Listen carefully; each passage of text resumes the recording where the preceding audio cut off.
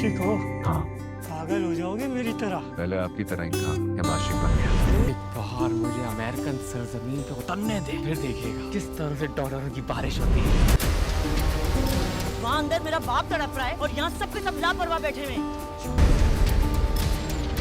अब तुम देखना, कामयाबी की वो सीढ़ियां चढ़ोगे कि कोई तुम्हारे करीब भी नहीं पहुंच पाए। अगर अपना ही पैसा लगाना था तो शेर की जरूरत क्या थी? मैं अपनी औलाद के जाने का मातम मनाऊं या तुम्हारे बेहसी का? अस्सलाम वालेकुम प्यारे व्यूवर्स, कैसे हैं आप सब? आई होप आप सब ठीक होंगे। तो ड्रामा सीरियल एपिसोड 32 के रिव्यू के साथ मैं हाजिर हूँ। तो सबसे पहले हम देखते हैं कि काका साहब को हॉस्पिटल लेके आया जाता है।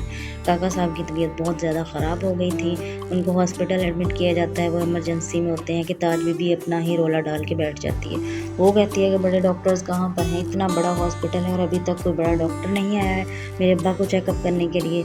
और फिर वो अपने भाई के गले लग जाती है और वो उसे तसल्ली देता है। फिर इसके बाद हम देखते हैं एक बड़ा डॉक्टर आता है। वो उससे पूछती है कि क्या आप बड़े डॉक्टर हैं? तो वो कहता है जी हाँ, मैं बड़ा डॉक्टर हूँ। तो वो कहती है कि आप कहाँ पर थे इतने टाइम से, कब से हम लोग यहाँ पे आपका इंतज़ार कर रहे हैं? तो वो कहता है कि जी सिर्फ आपके पेशेंट को ही नहीं हमने देखना होता, हमारे पास और भी पेशेंट्स हैं जिनको हमने देखना होता है और ये हॉस्पिटल है, आप प्लीज़ शोर मत करें और खामोशी से यहाँ पर खड़े हो जाएं। फिर इसके बाद हम देखते हैं कि साइका फ़ोन कर रही होती है लेकिन कोई फ़ोन नहीं उठाता है कि पीछे से समरा आती है और वो पूछती है कि भाभी क्या हुआ है, क्यों आप परेशान हैं? तो वो बताती है कि काका साहब को इस तरह से स्ट्रोक आया है और वो हॉस्पिटल में एडमिट हैं, लेकिन कोई भी फ़ोन कॉल नहीं रिसीव कर रहा है। मुझे नहीं समझ आ रही है कि मैं किसको कॉल करूं। फिर दोबारा से हॉस्पिटल का सीन स्टार्ट होता है जिसमें हम देखते हैं कि वो डॉक्टर बाहर आता है और बताता है कि आपके जो हैं पेशेंट हैं उनके साथ कौन है। तो वो ताज बीबी जल्दी से आगे बढ़ती है और कहती है कि जी हाँ, मैं हूँ उस पेशेंट के साथ। तो वो कहते हैं कि नहीं, कोई अगर जो सरबराह है घर का अगर वो है तो बताएं। तो दोनों बेटे कहते हैं कि जी हाँ, हम उनके बेटे हैं। तो वो कहता है कि उनको कि किसी वेन में ब्लड स्ट्रोक हो गया है तो इस वजह से उनको अंडर ऑब्जर्वेशन रखना पड़ेगा। तो ताज बीबी कहती है कि मेरे वाला ठीक हो जाएंगे? तो वो कहता है कि जी हाँ, हम अपनी तरफ से पूरी कोशिश करेंगे। फिर इसके बाद वो कहते हैं कि उन्हें प्राइवेट एक रूम में शिफ्ट कर दिया जाएगा और उन्हें अंडर ऑब्जर्वेशन रखा जाएगा। फजर अपने कमरे में बैठी हुई होती है और अपने बाप के पुरानी यादों को ताज़ा कर रही होती है, किस तरह से उन्होंने उनकी सालगिरह मनाई थी है वो। इसके बाद हम देखते हैं कि अरफाद अपने कमरे में बैठे होते हैं कि उनकी मेड उनके लिए कुछ एप्पल्स लेकर आती है और वो ऐसे झपट्टे मारते हैं कि जिस तरह से कि उन्होंने सेब पहली दफ़ा देखे हों, और ऐसे झपटते हैं सेबों पर जैसे कि चील कौवे गोश्त को चिपकते हैं। फिर इसके बाद हम देखते हैं कि वो दोनों बैठकर खाने लगते हैं।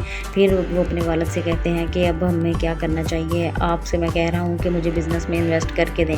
लेकिन वो कहता है कि मेरे पास पैसे नहीं हैं। तुम भी अपना पल्लू झाड़ो और उनको यही बताओ उसको कि मेरे पास कोई पैसा नहीं है, और अगर तुम यही कहोगे ना कि तुम इन्वेस्ट करोगे तो फिर तुम खसारे में ही रहोगे। तुम उसको बस यही अपनी खाली जेब दिखाओ, उसको कहो कि मेरे पास 1 रुपया नहीं है, मेरे पास तो फूटी कौड़ी भी नहीं है जो मैं अपने यहाँ पर लगाऊंगा। तो इसलिए बेहतर है कि तुम उसको यही कहो। अगर तुम कहोगे कि मेरे पास पैसे हैं या मैं लगाना चाहता हूँ, मैं इन्वेस्ट करना चाहता हूँ, वो भी अपनी बहन के लिए कर रहा है ना, वो तुम्हारे लिए तो नहीं कर रहा है। अगर वो अपनी बहन के लिए कर रहा है तो फिर अच्छे से उसको करने दो, तुम क्यों अपनी टांग उसमें अड़ा रहे हो? लेकिन वो कहता है कि अब्बा मैं ऐसा नहीं कर सकता हूँ, वो मुझे अगर उसने मुझे इसमें से निकाल दिया ना तो फिर मेरे साथ खसारा हो जाएगा। लेकिन उसका भाई कहता है कि वो कर रहा है ना, उसको करने दो, तुम्हें कोई ज़रूरत नहीं है इस तरह से अपने पैसे लगाने की, इन्वेस्ट करने की। वो अपनी बहन पे इन्वेस्ट कर रहा है ना तो उसको करने दो। तो इसके बाद वो कहता है कि मैं किस मुँह से उससे कहूँगा इस तरह से कि मेरे पास पैसे नहीं है? तो उसका बाप कहता है कि उसी मुँह से जिस मुँह से तुम सेब खा रहे हो। इसके बाद हम देखते हैं कि वालदा तहमीना वो अपनी ननंद समरा से बात कर रही हैं और उसको बताती है कि मुझे तो समझ नहीं आ रही है कि हमारे घर का तो जैसे मुसीबतों ने रास्ता ही देख लिया है। वो पूछती है कि क्या हुआ है। फिर तहमीना बताती है कि मरजान का एक सीवियर इंसिडेंट हो गया जिसकी वजह से उसका अबॉर्ट करवाना पड़ा है। तो वो बताती है कि हम बहुत ज़्यादा परेशान हैं। इसके बाद वो फिर आगा जान की तबीयत के बारे में बताती है। तो इसके बाद हम देखते हैं कि तहमीना के पास शेर आता है और वो बात करता है अपनी माँ से, और उसकी माँ कहती है कि मुझे समझ नहीं आ रही है कि ये कहाँ जा रहा है।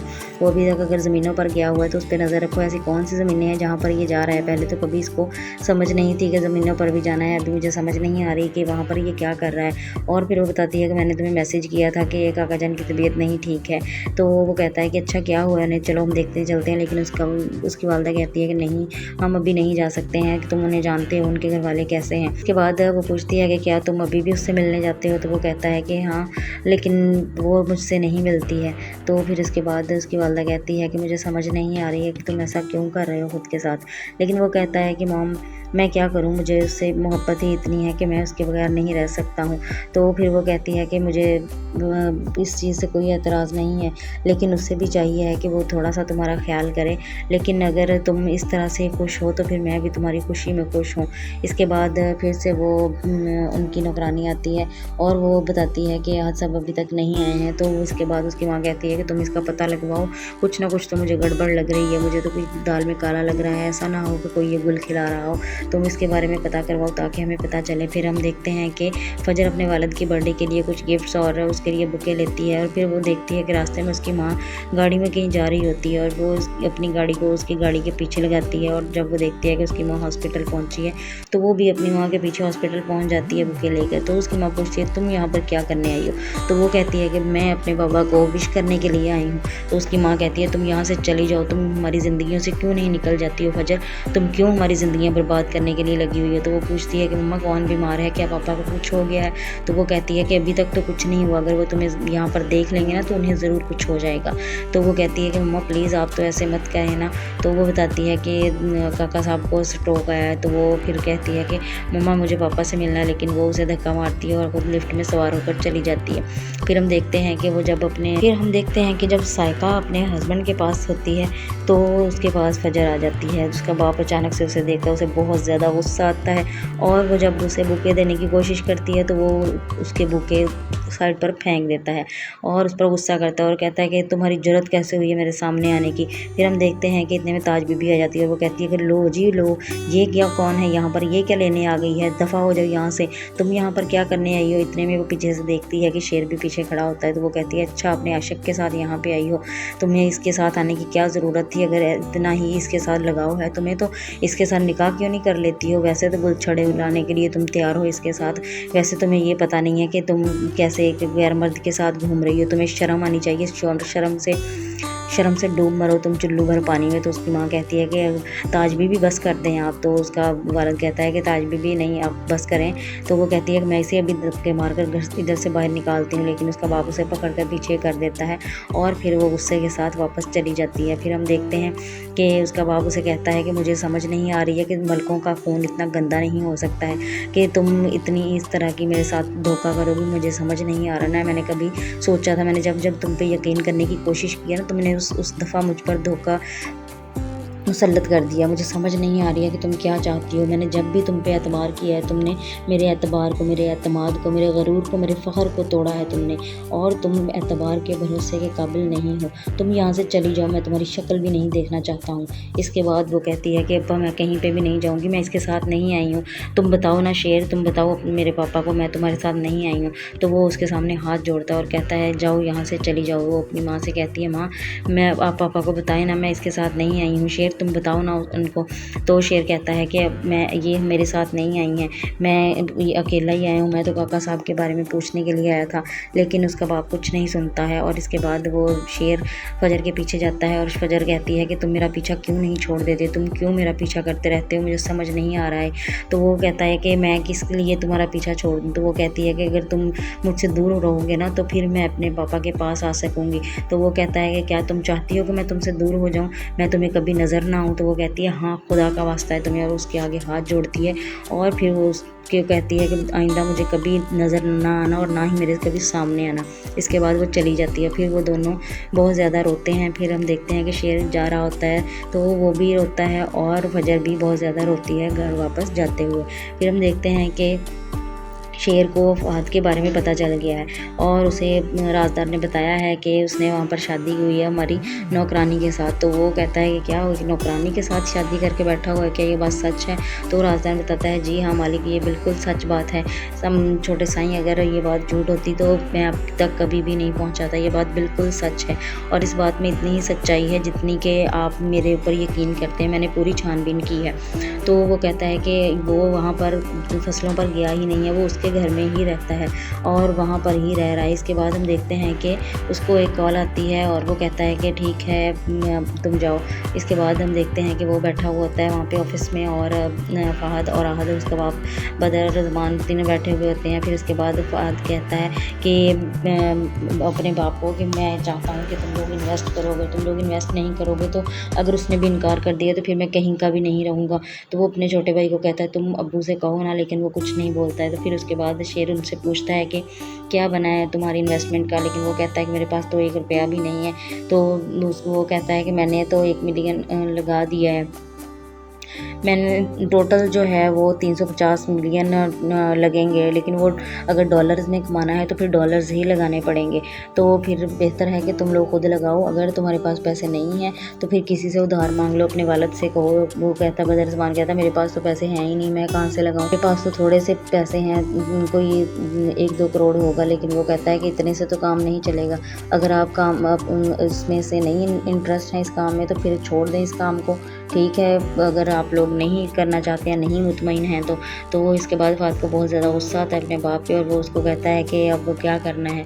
तो वो कुछ नहीं बोलता है। फिर इसके बाद वो उसको कहता है कि लाओ मुझे फ़ाइल दो, फ़ाइल देता है। तो वो कहता है कि ये 350 मिलियन जो हैं इतनी इसमें रकम इन्वेस्ट करनी पड़ेगी, अगर आपके पास नहीं है तो फिर मुझे जवाब दे दें और मैं इससे मज़ीद आगे इन्वेस्ट नहीं करूँगा। तो वो कहता है कि अच्छा मैं तुम्हारी बहन का शौहर हूँ। तो वो कहता है कि मैंने अपनी बहन के लिए जितना कर दिया इतना काफ़ी है और तुम्हारे कज़न होने के नाते मैंने इतना कर दिया है जितना कि मैंने किसी के लिए भी नहीं किया। फिर वो फ़ाइल चेक करता है और कहता है कि अगर नहीं करना चाहते हो तो फिर तुम्हारी मर्ज़ी है और ये टेंडर मुझे लग रहा है कि हमारे हाथ से चला जाएगा। फिर इसके बाद हम देखते हैं कि मरजान वहाँ पर आकर बैठती है और वो सारी बातें करती हैं। तो वो कहती है कि फ़हद कहाँ पर है, तो लेकिन कोई भी वहाँ पे जवाब नहीं देता है उसे। तो इसके बाद हम देखते हैं कि वो तहमीना को कहती है उसकी बड़ी माँ मरजान की माँ कि अब तुम क्या समरा से बातें करना शुरू हो गई हो, तुम्हें नहीं पता है कि किस तरह के उसके साथ हमारे ताल्लुकात हैं। तो वो कहती है कि भाभी उसने हमें तो कुछ नहीं कहा है तो हमारे ताल्लुकात क्यों ख़राब होंगे उसके साथ। तो वो कहती है कि हाँ तुम्हारे ताल्लुकात ख़राब नहीं होंगे, लेकिन हमारे शौहर जो हम दोनों का शौहर था शाहज़मान, उसे वो बिल्कुल भी पसंद नहीं थी। समझ लगी ना तुम्हें। तो वो कहती है कि अच्छा समझ तो मैं गई हूँ, लेकिन जो मेरा बेटा है उसे वो पसंद है और उसकी वजह से ही मेरे बेटे की जान बची है। तो वो कहती है इसके बात का क्या मतलब है। तो वो कहती है कि हाँ आपको पता चल जाएगा। फिर इसके बाद वो राजदान से पूछती है मरजान के क्या आपने हाथ को देखा है। तो वो कहता है कि नहीं मैंने नहीं देखा है। वो कहती है कि अगर आपको कहीं नज़र आए तो लाजमी मेरे पास भेजिएगा। तो उसकी माँ पूछती है कि क्या हुआ है, क्या तुम्हारी बात नहीं हुई है उससे। तो वो कहती है कि नहीं, वो मेरे से पूछने के लिए मेरा हाल तक नहीं आया है। तो मैं फिर आप कहती हैं कि मैं बात करती हूँ। तो वो कहती है कि बेटा कोई बात नहीं, वो ऑफ़िस के कामों में मसरूफ़ होगा, तुम परेशान मत हो, वो आ जाएगा तुम्हारा हाल भी पूछेगा। फिर इसके बाद वो रोने लग जाती है। तो उसकी छोटी अम्मी कहती हैं कि आप रो मत, हम तुम लोग तुम्हारे साथ हैं, मैं उसकी अच्छी खबर लूँगी, तो उसको पता चलेगा कि कैसे अपनी बीवी का पता करते हैं। वो कहती है कि हाँ मैं इतने टाइम से उसका इंतज़ार कर रही थी लेकिन वो नहीं आया है। फिर इसके बाद हम देखते हैं कि तहमीना को इस बारे में पता चल जाता है कि फ़हद ने शादी कर ली है। तो वो अपने बेटे शेर से कहती है कि तुम्हें चाहिए है कि तुम इसके बारे में कुछ जल्द सोचो। मैं नहीं चाहती हूँ कि जैसा तुम्हारा हाल हुआ था वैसे ही तुम्हारी बहन मरजान का भी हाल हो, अलहदगी ही ज़्यादा बेहतर इसके लिए हो सकती है, क्योंकि अगर उसके साथ ऐसा कुछ हुआ तो वो बर्दाश्त नहीं कर पाएगी। तो वो कहती है कि तुम इस पर नज़र रखो और कुछ ऐसा करो कि उसको खबर ना हो लेकिन तुम्हें सारा कुछ पता चल जाए। फिर इसके बाद हम देखते हैं कि राजदान दोबारा से उसके पास आता है शेर के पास और उसे आकर बताता है कि साईं वो फ़हद आ रहा है और वो ज़मीनों पर कभी भी नहीं जाता है। तो इसके बाद वो आता है और वो बैठता है आकर और कहता है कि आपने बुलाया था मुझे। तो वो कहता है हाँ बुलाया, लेकिन तुम मरजान से मिलकर आए हो। तो वो कहता है कि नहीं मैं ज़मीनों से सीधा इधर आ गया हूँ। तो वो कहता है अच्छा ज़मीनों पर क्या लगा हुआ है। तो वो कहता कि लगा तो कुछ नहीं है, बस ना वहाँ पर चोरियाँ बहुत ज़्यादा होती हैं। तो वो कहता है कि अच्छा तो जो इन्वेस्टमेंट करनी है तो उसके लिए तुमने कुछ सोचा है। तो वो कहता है कि हाँ इसी के बारे में तो सोच रहा हूँ और इसके लिए इकट्ठा रकम करने के लिए लगा हुआ हूँ। तो वो कहता है कि जितनी जल्दी हो सके रकम इकट्ठी कर लो, अगर तुम रकम नहीं करोगे तो मैं भी इन्वेस्टमेंट नहीं करूँगा और मेरे पास इतनी इन्वेस्टमेंट नहीं है कि मैं यहाँ पर करूँ। तो फिर इसके बाद वो कहता है कि मुझे लग रहा है कि तुम इस इन्वेस्टमेंट में इतने ज़्यादा इंटरेस्टेड नहीं हो, अगर तुम इंटरेस्टेड होते तो तुम्हारे बाप ने भी कोई ना कोई जुगाड़ लगा के तुम्हें पैसे दे देने थे। तो वो कहता है कि शेर कहता है कि तुम अपने बाप से कहो ना कि वो तुम्हें पैसे दे। तो वो कहता है कि मेरे बाप के पास पैसे हैं ही नहीं है, ना वो मुझे दे रहा है, तो मैं फिर क्या करूं। तो वो कहता है कि तुम जहां से मर्ज़ी करो, जैसे तुम्हारी मर्ज़ी है, लेकिन मैंने जितनी इन्वेस्टमेंट कर दी है मैं उतनी ही करूंगा और अगर तुम नहीं करोगे तो मैं अपनी वो इन्वेस्टमेंट भी निकाल लूँगा।